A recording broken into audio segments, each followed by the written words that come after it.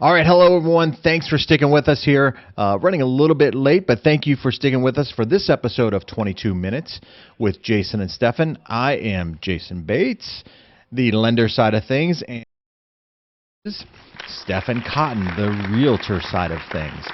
And we together hope to both entertain you and educate you on what's happening in the real estate market out there.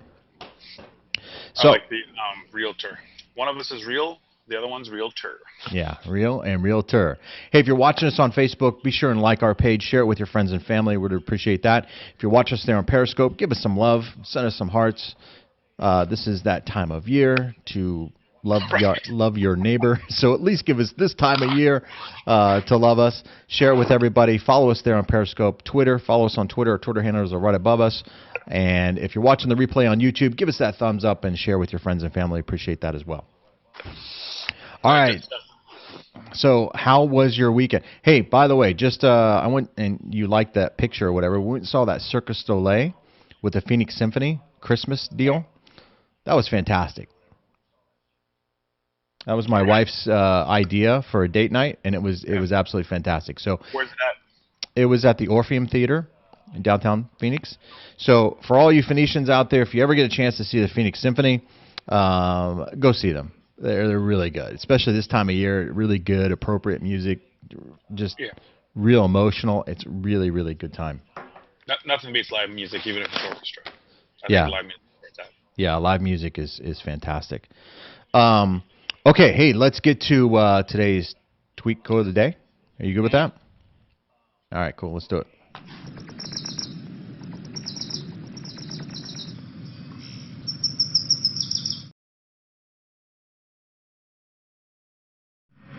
All right, today's tweet quote of the day is brought to us by Clint Eastwood. Clint Eastwood. Sometimes, if you want to see change for the better, you have to take things into your own hands. And this, I thought, was kind of appropriate for things that come in 2017. For all you renters out there who want to become homeowners, you got to take your situation to your own heart and make it happen. Nobody's going to do that for you. You got to make it happen. We do as much as we can to get you there, but you got to want it. You got to want it. You got to want it. It's going to take some work, especially if you've got some credit challenges, maybe down payment assistance, saving, whatever. That's whatever your challenge may be. You got to take it by the what and make it happen. But we're here to help. We are here to help. So you have to call us though. You got to call us if you want us to help. You should So, have done that with your impression of Clint Eastwood. how would I do that with Clint Eastwood? I just, sometimes Dirty Harry. That's his famous movie, right? you want to make a change. You want to make a change? You got to look down deep. Hey, I don't know what to say. hey, Yeah, the quote's gone. But get off my lawn, you dirty rat. hey, Hey, let's get to today. It's trending Tuesday. Let's do this. We got a lot of trends that we want to cover, so let's do it. All right. So that was the timing was off.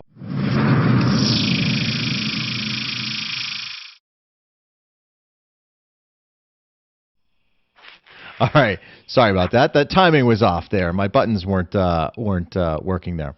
Hey, so we got like I've got like 8 trends here that I think warrant some discussion here about what's happening in real estate and what kind of trends we are likely to see continue or even develop here over the next year. I, Um, I and the doubt we're going to get to all of them because that's yeah, less than 3 minutes per trend. yeah, we may not get to all of them. The first one here, I want to talk about rental affordability will improve. We've seen here in the past, what, 2 years, we've seen quite a bit rents increase just crazy, crazy Right. fast. I don't know what's the trend out there right now. Is that rent? Is that kind of leveling off as far No, as? it's still going up. If you're looking for a three-bedroom, two-bath house under 1,000, I mean, you got to pick your neighborhoods. If you want a nice neighborhood, that's 1,000, 950, 900, Yeah, and you can buy the same house and your mortgage payment's like 700. But yeah, right now the rents are still higher than the mortgage payments, even yeah, with the interest rates going up. But yeah, they move quick. I guess some of the higher rents, like 1,500 to 2,500 or whatever, they're kind of peaking or taking a Yeah. little longer to fill up. But Hey, do me a favor real quick. Put your mic closer. It's hitting your sleeve there. Just there you go. Perfect. All right, perfect. So yeah, rents do change quickly, right? And landlords can change rents as soon as your lease is up, right. right? And there's no like percentage of increase in rent, right? I mean, it's not like a 5%, 10%. It could be anything. $50, $100, you know. Yeah, it could be a lot of different things and that's the unpredictability by being a renter that it can be scary. That can be very, very scary. Well, I know several people that got priced out of their places, you know, but they're given a month's notice, so now they got to find a place. But Yeah. Now Zillow predicts rental rates will rise only by about 1.5% in 2017. for here, or just for global, national. Nationally, nationally. Yeah. Yeah, these trends are some of these are nationally, but they do have some merit here in the Phoenix metropolitan area. So 1.5% though, that's on $1,000, $10, $10. 15 bucks. Yeah, Yeah. that ain't Um, bad. that's not too bad. That's not I'll too tell you bad. this, because sometimes your mortgage payment does go up or it does go down based on your taxes. Yeah. If you put the taxes in the escrow, so I always say, if you're paying $1,000 this year, next year you're paying 1,020. That means you've gained some value in your house. You know, it's a good thing. Yeah. You know, and then if the prices go down from 1,000 to 980, now you're putting that $1,000 towards it, putting an extra 20 bucks in there. So it's a good thing. I mean, the prices go up and down as they go, Yeah. but with Yeah. rents, you're paying someone else's mortgage, and that's why probably the prices are going up because they're Yeah, that's right. That's right. Mortgage rates. Well, and not only that, but whoops, sorry, my buttons are all off there. Not only that, there you go, buddy. The insurance can adjust too, so that also can adjust the payment depending on your insurance and what your deductible and coverages and stuff like that might be. All right, so the next one here, let's talk about mortgage rates. Mortgage rates have gone up dramatically. In fact, I was just having a discussion about this yesterday. Since the election, they've gone up anywhere from 3/4 to a full point in rate up. yeah. So think about that for a minute. That's a month and a half ago. A month and a half ago to go up a full percentage point. That really hurts your purchasing power, and they've already predicted that interest rates will increase over the next year. Now, that's a good thing in a way. A lot of people, a lot of economists say that interest rates should be higher just to help with inflation or the potential of inflation.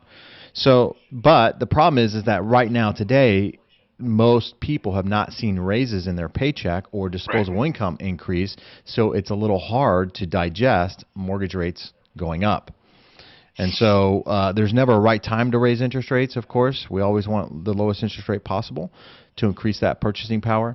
However, hopefully this is a good sign of things to come as far as a more stable and more predictable economy.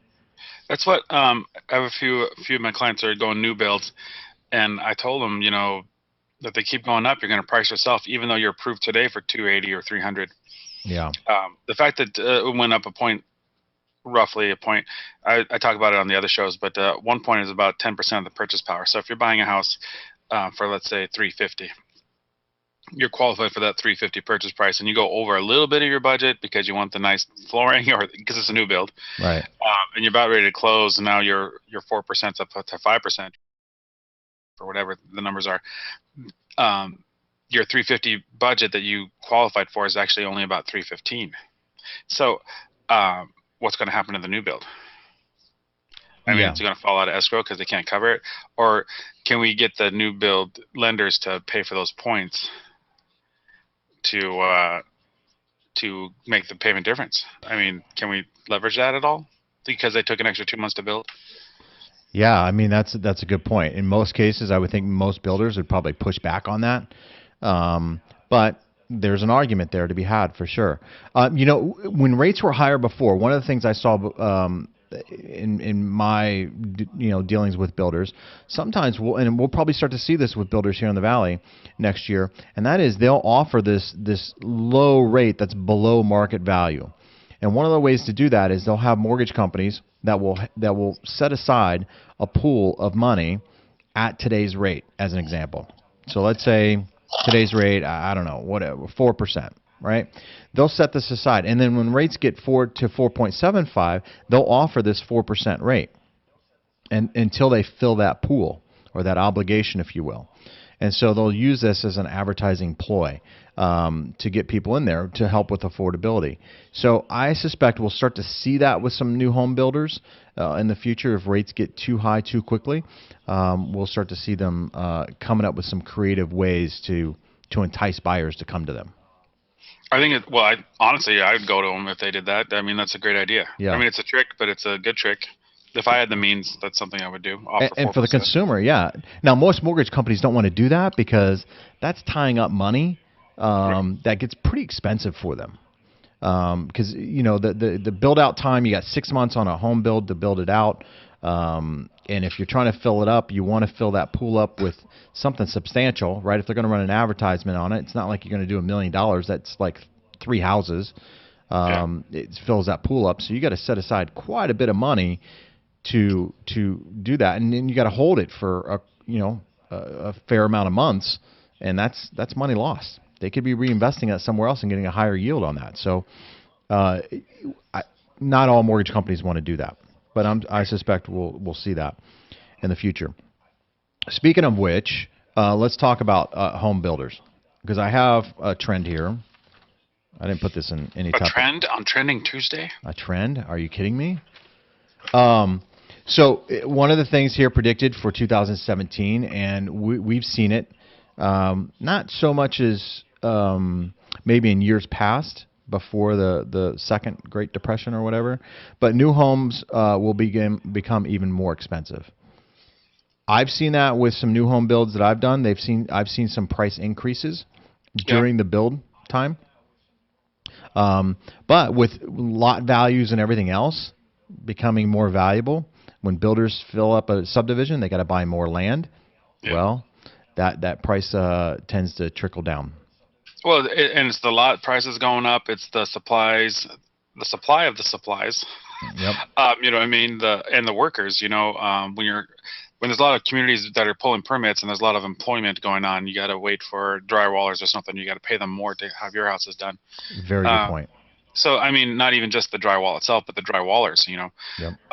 Because that's a trade that there's not, it's not an infinite amount of employees. So, all that stuff is driving the prices up. Yeah. Well, this article goes into, the President-elect Trump. He's promised to deport a lot of, illegals, if you will, immigrants. And a lot of builders use these immigrants to do the drywall, do the flooring, do some of the hard labor kind of stuff. And if they're gone, then you're right. Those wages to pay subcontractors is going to trickle down into the price of the home. So that's exactly what this article speaks of. And with that being Trump. Yeah, we can thank Trump for that, right? For the next 8 years or 4 years, because the way we thanked Obama. Thanks, Obama. Yeah, thanks, Obama.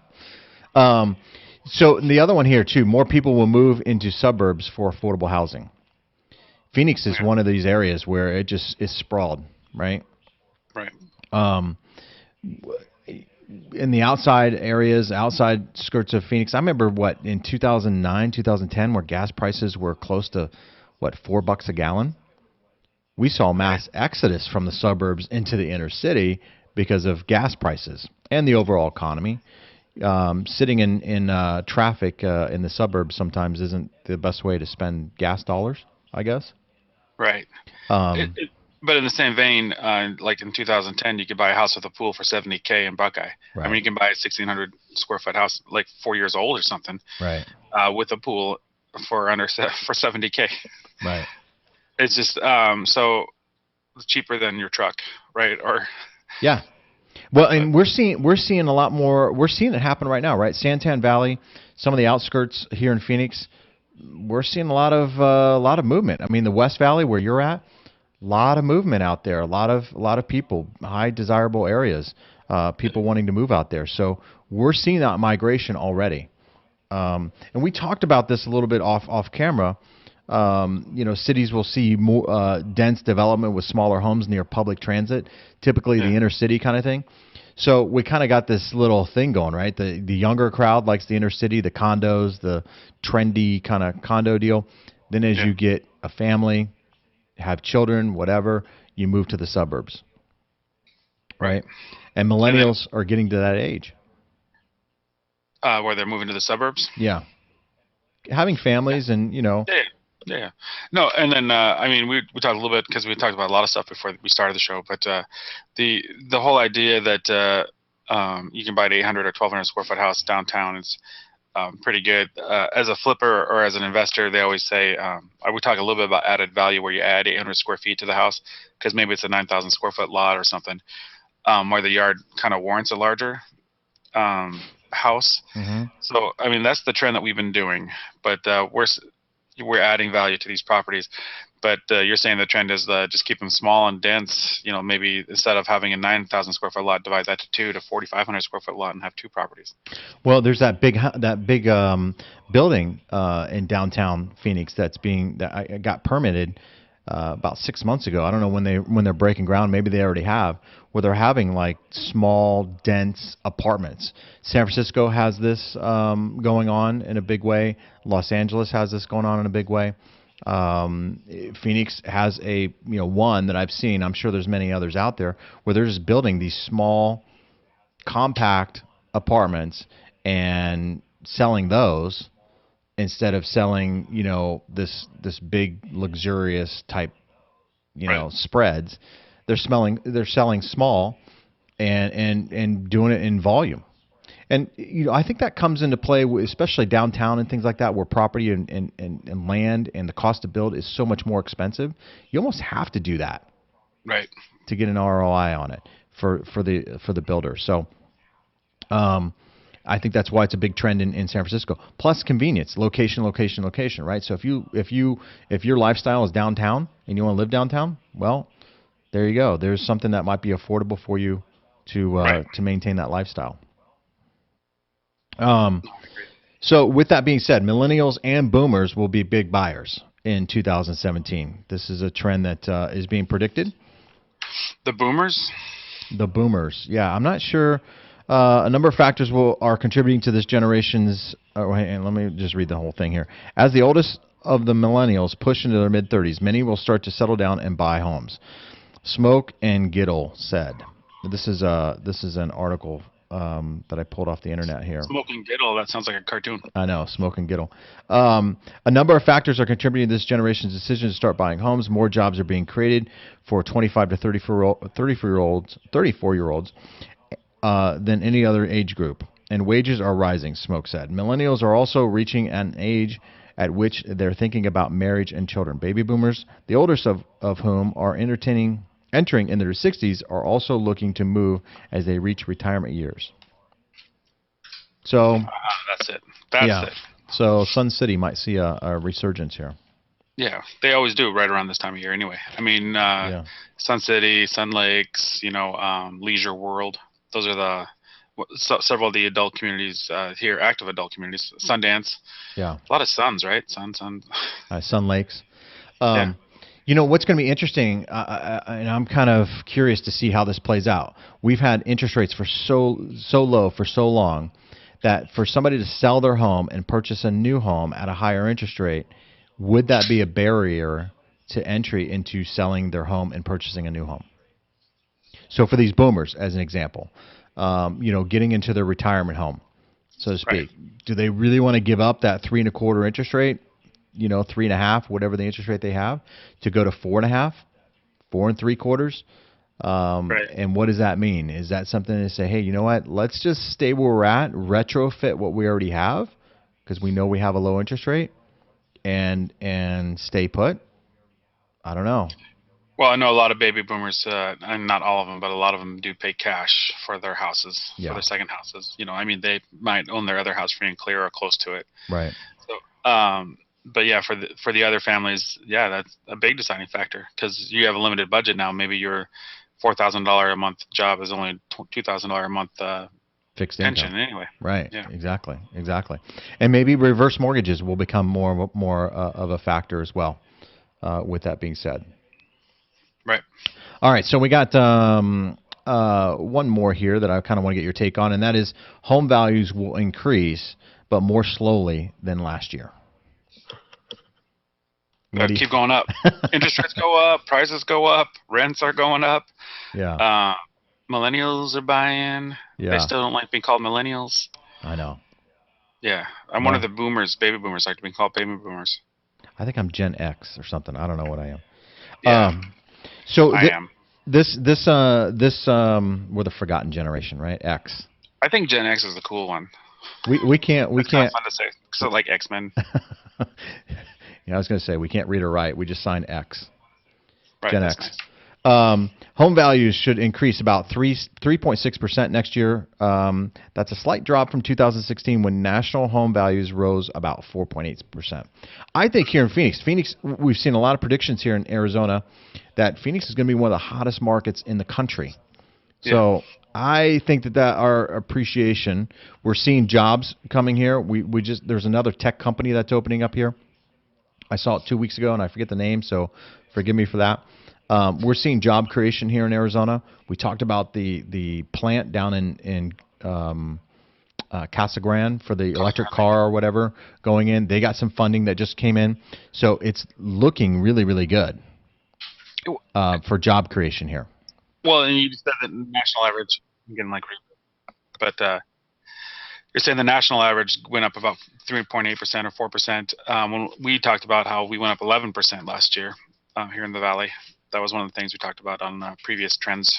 So to have us slow down or still go up, but slow down, maybe that's 10%. That's still pretty good. Or 9%. I mean, what's it's not going to be 4%. That's for sure. That's for dang sure. Yeah. So I think it's going to be higher. So hopefully our audio is still going good here. Apologize if it's not, but it looks like it's okay. So that pretty much covers it, man. We're out of time for these trends today. We'll see. These maybe a little bit of predictions. We don't know. We'll stay on top of it though for you. Right. So with that being said, let's wrap things up. Hey, reach out to us. You can always follow us here on Twitter. Give us some love out there on Periscope. Please go over to our Facebook page, like and share it with everyone. Message us directly from there. If you got something that you'd like for us to talk about, just send us a message on Facebook, and we sure will be able to, or we will talk about it. Well, last week we talked about the VAs. I think we're going to hit that again because there's so much more to talk about with the VA loan. Yeah, this Thursday we'll hit it. We'll hit more about the VAs, talk more about the VA loans. So stay tuned for that for sure. All right, cool, man. So that's going to do it for today. Thanks everyone for joining us. We'll be back here tomorrow, same time at 9 a.m. for the Wacky Wednesday episode of 22 Minutes. So take care, everyone. We'll see you soon.